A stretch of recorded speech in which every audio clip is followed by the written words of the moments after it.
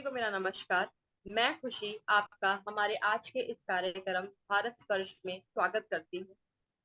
हमारे इस मंच पर बात होती है भारत की, यहाँ के समाज की, इतिहास की, साहित्य और संस्कृति।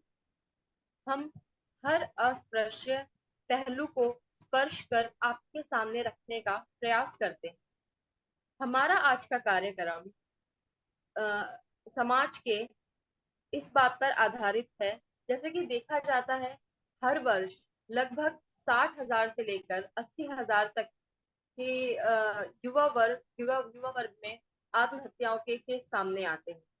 आज इसी को जानने का प्रयास करेंगे कि आखिर ऐसे कौन से कारण हैं और उन कारणों का उपाय क्या हो सकता है।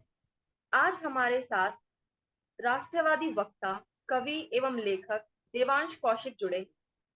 आपने कई सामाजिक कार्यों में अपना श्रेष्ठ योगदान दिया है। आपके द्वारा रचित लेख जैसे नेताजी के स्वयंसेवक, इतिहास से क्यों सीखें, युवाओं को राजनीति की जरूरत है आदि काफी प्रभावी रहे। हमारे आज के इस विषय का श्रेय आपकी पुस्तक हत्यारा कौन, समाज या प्यार को जाता है, जिसमें आपने दिखाया कि समाज और परिवार ही आत्महत्या का कारण बनते हैं। अब आपके साथ बात करेंगे दिल्ली विश्वविद्यालय के जागरूक student activist Prince Kumar Jha. आप अभी शिक्षा के क्षेत्र में अपना योगदान दे रहे हैं। अखिल भारतीय विद्यार्थी परिषद जैसे संगठनों में साथ जुड़कर बस्ती के बच्चों को शिक्षा दिलवाने का काम आपने किया। आप समाज के संवेदनशील विषयों पर बात रखने में रुचि रखते हैं। अब मैं अपने शब्दों को यहाँ विराम देते हुए प्रिंस जी से निवेदन करूंगी कि वह इस चर्चा की शुरुआत। बहुत बहुत आभार खुशी जी आपका, आपने इतना सुंदर परिचय दिया। और बहुत बहुत स्वागत है देवांश जी आपका। आपने अपना कीमती समय में निकाल कर दिया, जो कि बहुत बड़ी बात है हमारे लिए। आज का विषय है सुसाइड। सुसाइड या आत्महत्या व्यक्ति द्वारा अपने जीवन को खत्म करने का एक कृत्रिम प्रयास होता है। आमतौर पर व्यक्तिगत, सामाजिक, मानसिक इन समस्याओं के कारण जो व्यक्ति को अत्यधिक असहनीय तनाव और असमानता महसूस कराता है, जिससे वो इस कदम को उठाने पर मजबूर हो जाता है। इसके अलावा समाज में अज्ञानता, स्थानिक परंपराएं, धार्मिक और सामाजिक प्रतिष्ठान और कितने ही मनोवैज्ञानिक संदर्भ है जो इस पर प्रभाव डालते हैं। आत्म आत्महत्या एक संवेदनशील और गंभीर समस्या है जो समाज, सरकार, सामाजिक संगठन इन सब के लिए बहुत बड़ी जिम्मेदारी बन चुका है। इसी को आगे बढ़ाते हुए मैं देवांश जी से पूछना चाहूंगा कि वर्तमान समय में जो बढ़ते सुसाइड के केसेस हैं, जो मामले हैं, इनके मुख्य कारण क्या है।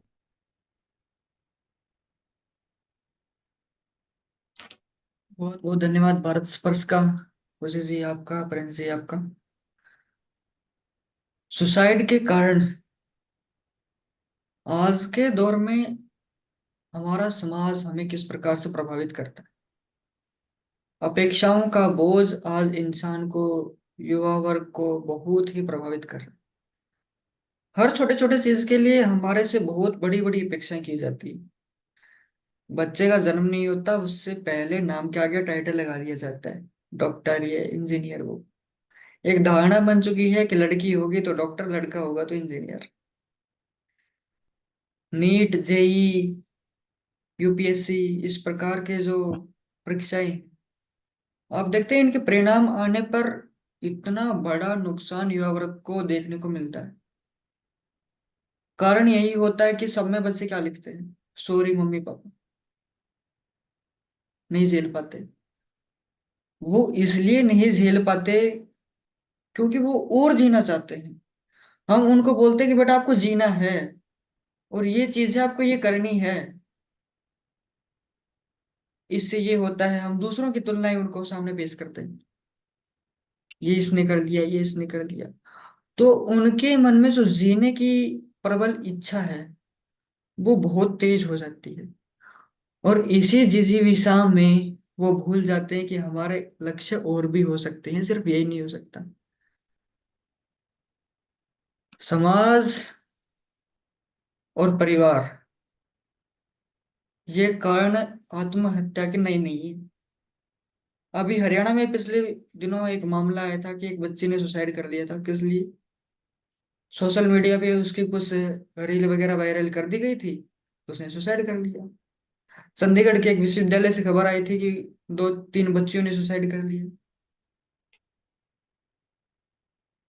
तो समाज ये कभी नहीं सिखा पाता कि बेटा, स्वीकार्य का भाव समाज हमें नहीं सिखा पाता कि हमें स्वीकार भी करना होता है। हम ये मान लेते हैं कि ये है, इसके आगे दुनिया खत्म। 10वीं के परीक्षा परिणाम, 12वीं का परीक्षा परिणाम, हम ये क्यों नहीं बता पाते बच्चों को कि डिग्रियां महज रसीदें हैं, हमने कितना खर्चा किया है। शिक्षा अलग है, संस्कार अलग है, ये हम सिखा ही नहीं पाते।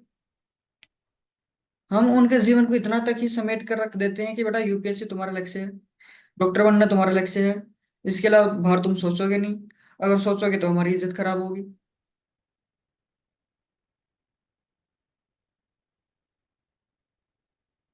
हम स्वीकार नहीं कर पाते, ना ही उनको स्वीकार करने का भाव सिखा पाते। जिस इंसान में आप देखोगे कि ठीक है ये हो गया, आगे जो होगा देखा जाएगा, हमें उससे क्या मतलब है, आज पेपर दे दिया ठीक है बात खत्म, ऐसे लोग थोड़ी मरते हैं। मरते तो वही लोग हैं जिनको लगता है कि हाँ मेरा हो जाता, 1 नंबर से रह गया, 2 नंबर से रह गया।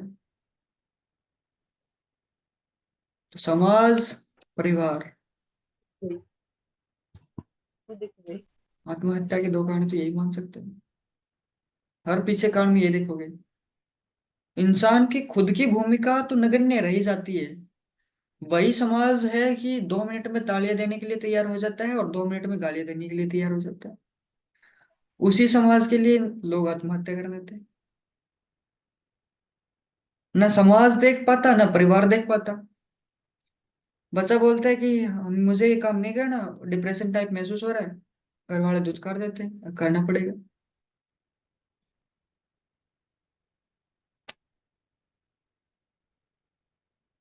काफी बेहतर तरीके से आपने समझाया। और अभी आप बात कर रहे थे युवा वर्ग की, तो क्या आज का युवा आधुनिक जीवन शैली के दबाव में भी आकर सुसाइड कर रहे हैं? आधुनिकता, आधुनिकता की हम बात कहाँ पे कर रहे हैं, ये देखो। हमारी प्रेरणा कौन है? श्री राम हमारी प्रेरणा है, महाराणा प्रताप हमारी प्रेरणा है, रानी लक्ष्मीबाई हमारी प्रेरणा है, चंद्रशेखर आजाद जी हमारी प्रेरणा है। इन लोगों के देश में इन लोगों के बेटे बेटियां आज सुसाइड कर रहे। आधुनिकता इसका कारण नहीं होगा तो क्या होगा? पहले भी होते थे, पहले लोगों को जीना आता था, संसाधनों में जीना आता था। आधुनिकता का प्रभाव यही तो दिखाता है कि आपके पास क्या है। लोग यही देखते हैं आपके पास क्या है। आप क्या है, कौन है, कोई फर्क नहीं पड़ता, आपके पास क्या है। आपके इंस्टाग्राम पे फॉलोवर कितने हैं, यूट्यूब पे सब्सक्राइबर कितने हैं। ये आधुनिकता ही है। आप देखोगे कि पिछले दिनों नेट बंद कर दिया गया था, हरियाणा में कई जगहों पर नेट बंद कर दिया गया था, या जैसे भी ऐसी गतिविधियां होती हैं तो कारण यही देखने को मिलता है कि इंस्टाग्राम के फॉलोअर घट गए, या फिर वो एक नई चीज आ रही है जहाँ पर आड़े तिरछे मुंह बना के फोटो लेते हैं, उसका कुछ घट जाता है। तो ये आधुनिकता ही तो है। सोचने की शक्ति इस आधुनिकता ने खत्म कर दी है। 15 सेकंड की हम रील देखते हैं, बात खत्म, आगे। सोचने का, विचार करने का प्रभाव हमारे अंदर नहीं है।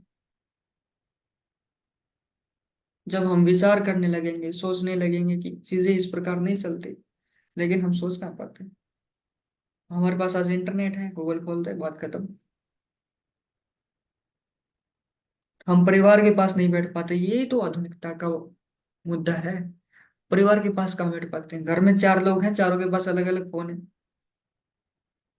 उसमें लगे हुए हैं। फेसबुक पर हमारे 5,000 दोस्त हैं, बात करने के लिए हमारे पास 5 नहीं है। ये है आज की आधुनिकता और इसकी सत्यता। आकर्षण का दौर इस आधुनिकता ने ही बढ़ाया। मेरा अगला प्रश्न सोशल मीडिया और इंटरनेट से ही था, पर उसका जवाब आपने पहले ही दे दिया। बहुत बहुत धन्यवाद। हम बात कर रहे थे युवा वर्ग की, सोशल मीडिया की, इंटरनेट की। आपने बीच में रानी लक्ष्मीबाई, श्री महाराणा प्रताप, श्री स्वर्गीय महाराणा प्रताप की बात करी। मेरा अगला सवाल इसी से है कि क्या धार्मिक और जो सामाजिक प्रतिक्रियाएं हैं वो सुसाइड के विरुद्ध लोगों को सहायक हो सकती है? ज्यादातर लोग तो यही नहीं समझ पाते कि धर्म क्या है। धर्म में पंथ और धर्म और पंथ में अलग होता है। सेकुलरिज्म की जो धारणा आई है हमारे बीच में, इसने धर्म की परिभाषा को ही बदल के रख दिया। धर्म कभी नहीं सिखाता कि आपको मानना है धर्म। धर्म क्या है? जीवन शैली है।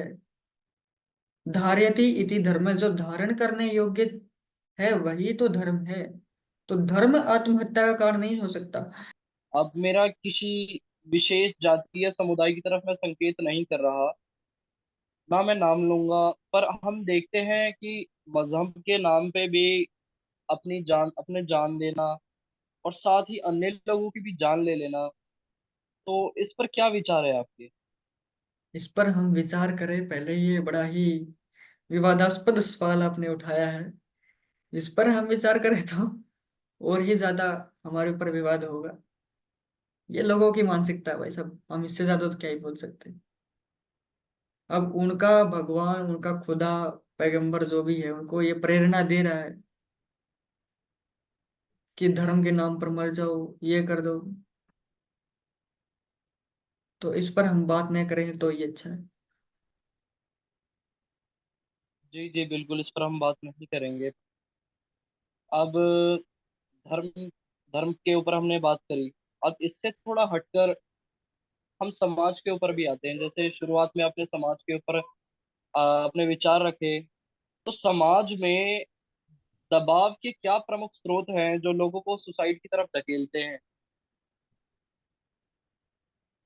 प्रिंस जी, समाज जो है एक ऐसी विचारधारा है, एक ऐसी रूढ़िवादी परंपरा है जिसको एक इंसान बदलना चाहे तो वो उसको स्वीकार नहीं कर पाते। अगर हम ये कहें कि समाज एक डरपोक व्यवस्था है तो कोई अतिशयोक्ति नहीं होगी।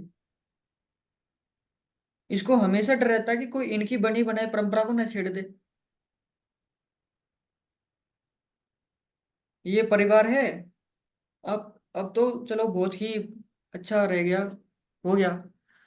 पहले छुआछूत का आप देखिए, सती प्रथा को देखिए। ऐसी कुरीतियां समाज ने ही तो बनाई है। अब एक इंसान बदलने की कोशिश कर दे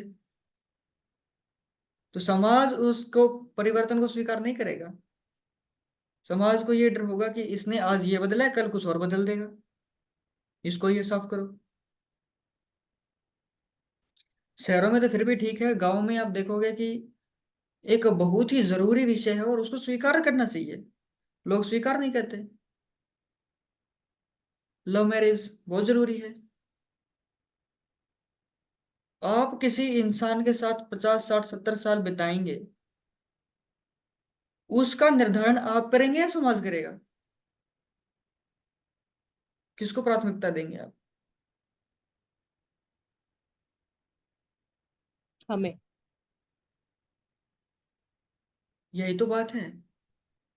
चार लोग इधर से जाएंगे, चार लोग उधर से जाएंगे, हो गया। समाज क्यों नहीं स्वीकार कर पाता कि जिंदगी का फैसला इंसान का होना चाहिए, न कि एक पूरे समाज का? क्योंकि समाज न देखने के लिए आता है, ना समाज को कोई मतलब होता है। घर में पति पत्नी का झगड़ा हो जाए, समाज आता है क्या छुड़वाने के लिए? न उसको कोई मतलब होता है। अब जब इस प्रकार की बातें हम देखते हैं तो हम क्यों नहीं स्वीकार कर पाते कि ये फैसला भी लोगों के दे दिया जाए? बोलते हैं बच्चे हैं, अब बच्चों को मौका तो दीजिए।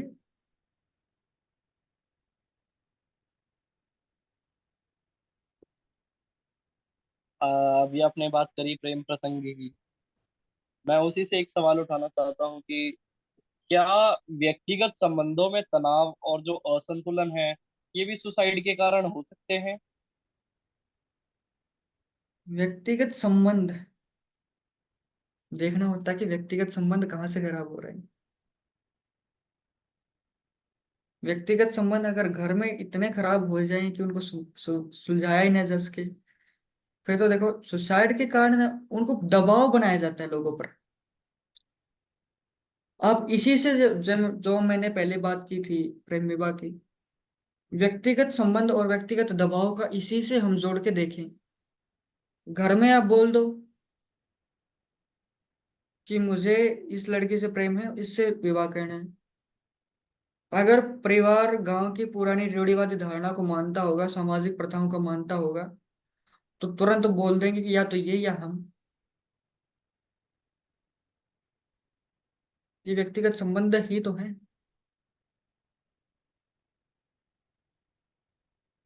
तो व्यक्तिगत संबंध कुछ हद तक प्रभावित करते हैं, लेकिन उनको सुलझाया जा सकता है। एक अच्छी सूझबूझ, अच्छी नीति से सुलझाया जा सकता है। हमारे अंदर मानसिकता कैसी है, जो जिनके साथ हमारे व्यक्तिगत संबंध खराब हो रहे हैं उनकी मानसिकता कैसी है, अगर हम उनकी विचारधारा से हम बात करने लगे, उनकी विचारधारा को थोड़ा मान लगे, हाँ ठीक है, तो ये तो संबंध सुलझाया जा सकता है। दबाव जरूर होता है, लेकिन हम प्रयास करें तो ये कभी कभी सुलझाया भी जा सकता है, इतना बड़ा विषय नहीं बन पाता। हम खुद उसको बनने देते हैं, कहीं ना कहीं ये भी देखा जा सकता है।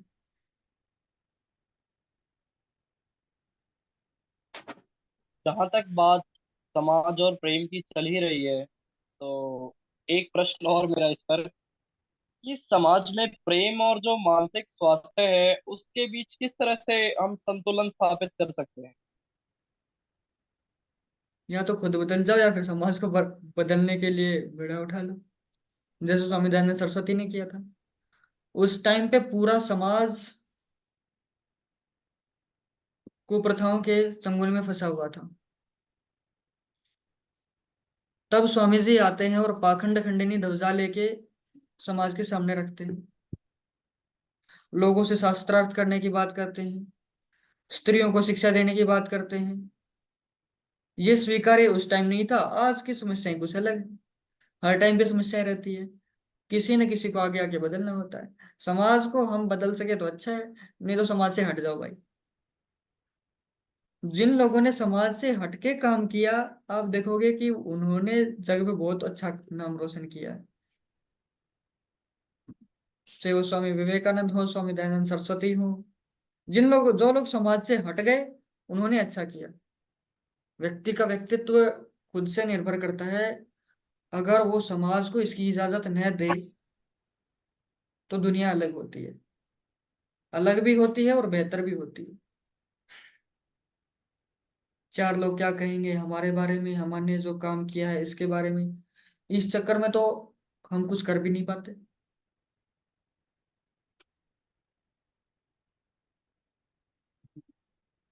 परिवार का सोचो, मोहल्ले का सोचो, जाति का सोचो।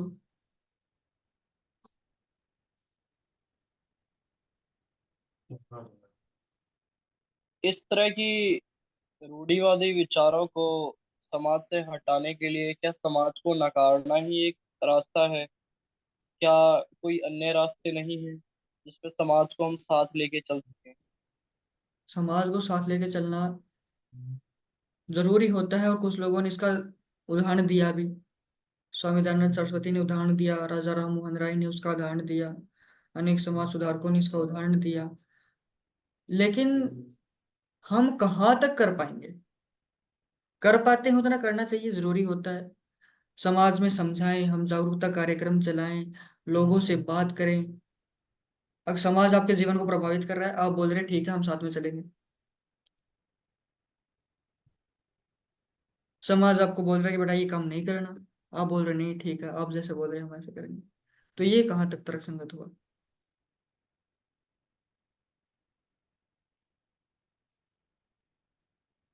जी।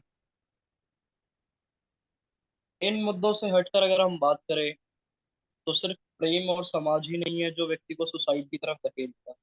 जी। कई अन्य कारण भी है, जिनमें जी। आर्थिक असहायता हो गई, गरीबी हो गई, बेरोजगारी हो गई। ये भी सुसाइड के लिए एक मुख्य कारक है। तो इन पर आप क्या कहना चाहेंगे? एक बात होती है भागने वाली।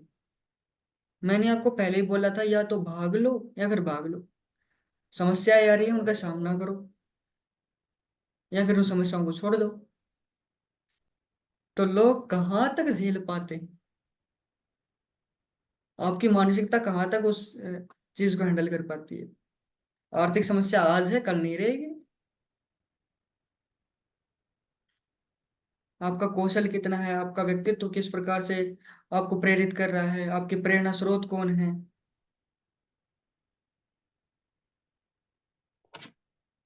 ये समस्याएं होती है जीवन में। अगर ग्राफ ऊपर नीचे न चले तो मतलब जीवन स्थिर हो गया, उसका कोई मायना नहीं है।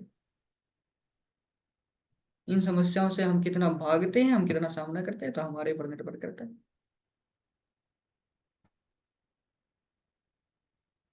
हम किस प्रकार से, हमारे पास संसाधन क्या है, हम उन संसाधनों का प्रयोग किस प्रकार से कर रहे हैं, ये तो हमारे ऊपर ही निर्भर करता है। हमारा जीवन है, हमें चलाना है। हम कैसे चलाएंगे? जिस प्रकार से हमारे पास कोई वाद्य यंत्र होता है, उसमें सिर्फ आवाज आती है। उससे रागिनी कैसे निकालनी है, राग कैसे निकालना है, ये तो हमारे ऊपर ही निर्भर करता है। हम उसको कैसे बजाते हैं, कैसे उसको प्रयोग करते हैं। अच्छा होगा ये हम खुद ही निर्धारित करें तो।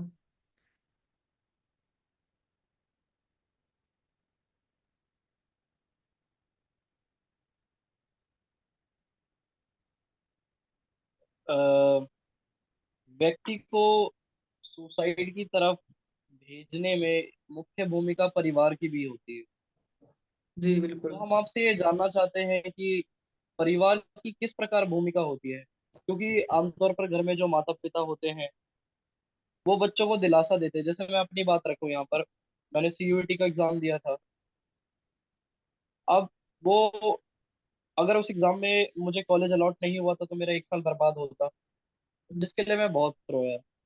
पर मेरी माता ने काफी अच्छे से समझाया कि नहीं, कोई बात नहीं है, अगर नहीं होता है अगले साल ट्राई करेंगे, अगले साल नहीं होता तो अगले साल ट्राई करेंगे। लेकिन हम काफी केसेस ऐसे देखते हैं कि सुसाइड के अंदर बच्चों के सुसाइड, जिस जिस तरह कोटा में बच्चे सुसाइड कर रहे हैं, तो मुख्य कारण परिवार ही है। इन चीजों में अगर देखें तो किस प्रकार है? प्रिंस जी, जैसे हमने पहले बात की थी अपेक्षाओं की। बच्चा बाहर पढ़ रहा है, कोटा में, सीकर में, दिल्ली में, जयपुर में, जहां भी। माता पिता खेत में काम कर रहे हैं,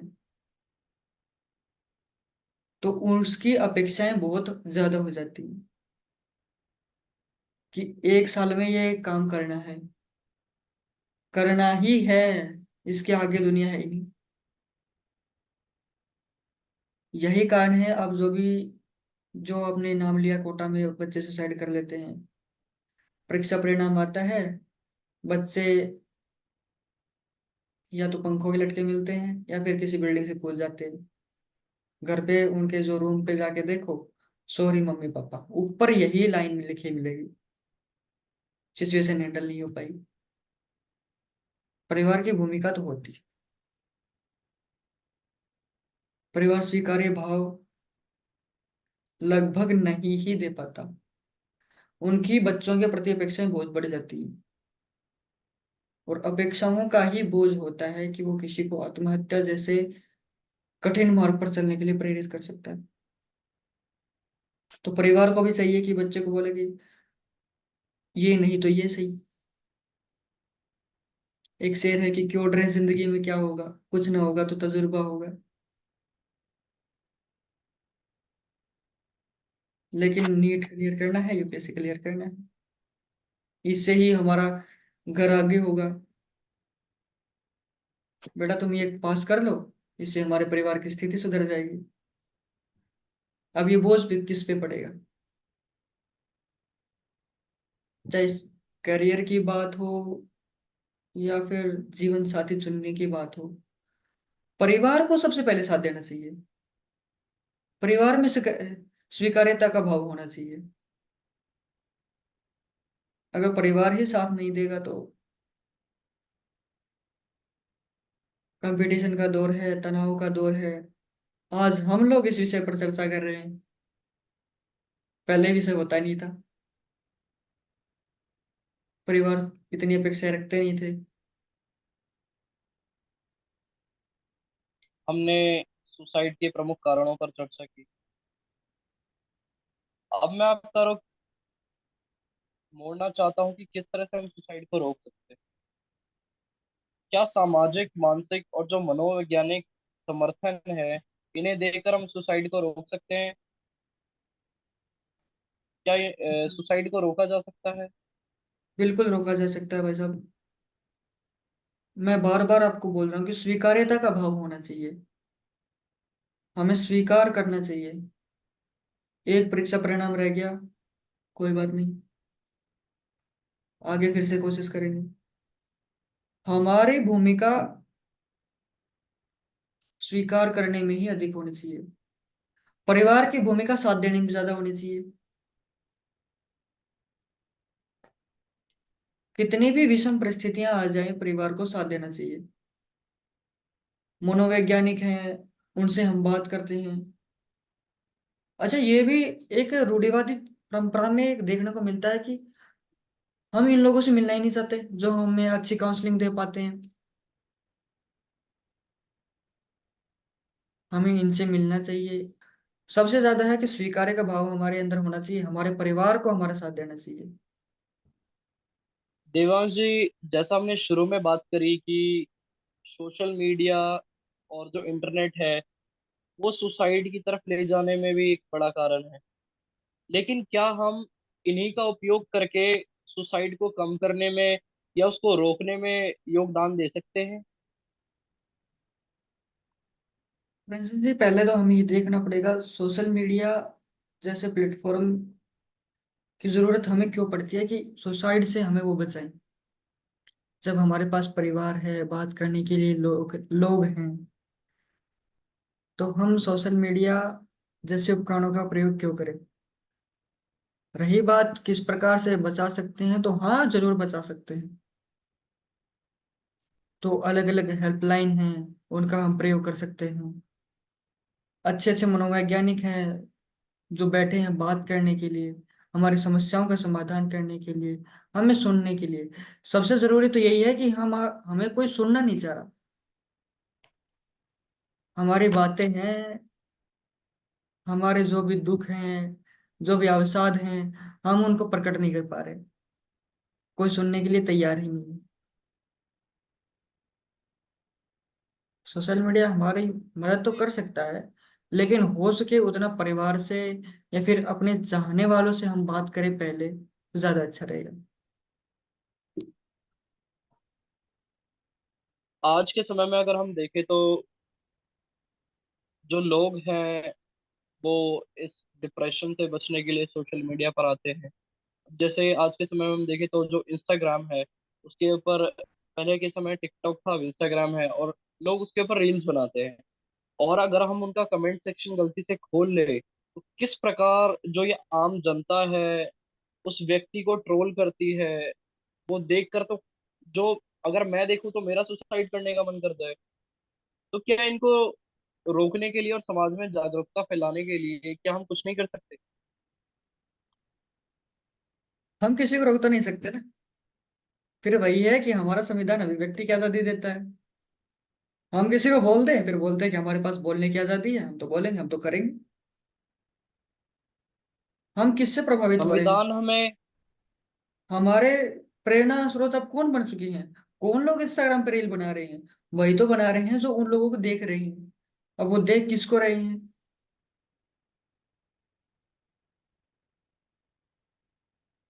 ये बात निर्भर करती है हम देख किसको रहे हैं और हम उसका किस प्रकार से अनुसरण कर रहे हैं।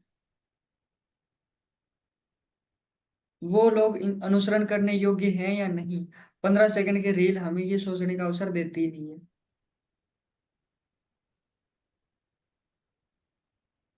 जी जी, बिल्कुल बिल्कुल। अ, समय की पाबंदी को देखते हुए मेरा अंतिम सवाल देवांश जी से, कि क्या सुसाइड परामर्श और जो मानव सेवा है वो सुसाइड को रोकने के लिए पर्याप्त है? बहुत सारे ऐसे एनजीओ हैं जो मदद करने के लिए हमेशा तैयार रहते हैं। वो बात करते हैं, आपकी समस्याओं के साथ आपके साथ जुड़ते हैं। विश्व मंगलम सुपतम ट्रस्ट की हम बात कर रहे हैं, राष्ट्रीय स्तर का एनजीओ है, सामाजिक कार्यों में अग्रणी भूमिका रखता है। बहुत सारे ऐसे एनजीओ जो हमारे मदद करने के लिए तैयार रहते हैं। समाज सेवा, मानव सेवा के लिए लोग हैं। लेकिन जब हमारा विचार इस प्रकार से बन जाता है, हमारे को कोई सुनने के, हमें ये लगता है कि अब हमारे पास कोई रास्ता ही नहीं है। भाई मदद आपकी तभी होगी ना जब आप मदद चाहोगे।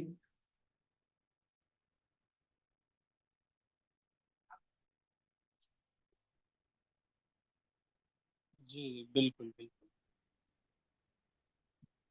बहुत बहुत धन्यवाद देवांश जी, आपने और अपना कीमती समय निकाल कर हमें दिया। और हम बहुत ज़्यादा प्रफुल्लित हैं, बहुत ज़्यादा प्रसन्न हैं। और आपके विचारों को सुनकर आज पहली बार ऐसा लगा कि हमारे बीच कोई 20 साल का युवा नहीं, कोई 60 या 60 65 साल का बुजुर्ग बैठ के ज्ञान दे रहा है। काफी ज्यादा मन प्रसन्न हुआ। और अब मैं धन्यवाद ज्ञापन के लिए हमारी संचालक खुशी को बुलाना चाहूंगा। जी जी, मैं प्रिंस जी और देवांश जी दोनों का हृदय तल से धन्यवाद करती हूँ कि आपने, हाँ, आत्महत्या जैसे विषय पर काफी अच्छी बातें बताई कि कैसे चीजों को सुधारा जा सकता है, कैसे मनुष्य इस जीवन में हमेशा अच्छा अच्छा सोचकर अच्छे कामों में लीन होकर अच्छी चीजें कर सकता है आत्महत्या के बजाय। अ, जैसा कि प्रिंस जी ने बोला कि आपसे बात करके देवांश जी काफी अच्छा लगता है, काफी अच्छी बात करते हैं आप। धन्यवाद आप सबका। अब हम यहीं पे कार्यक्रम को समाप्त करते हैं। धन्यवाद। बहुत बहुत धन्यवाद आप सबका।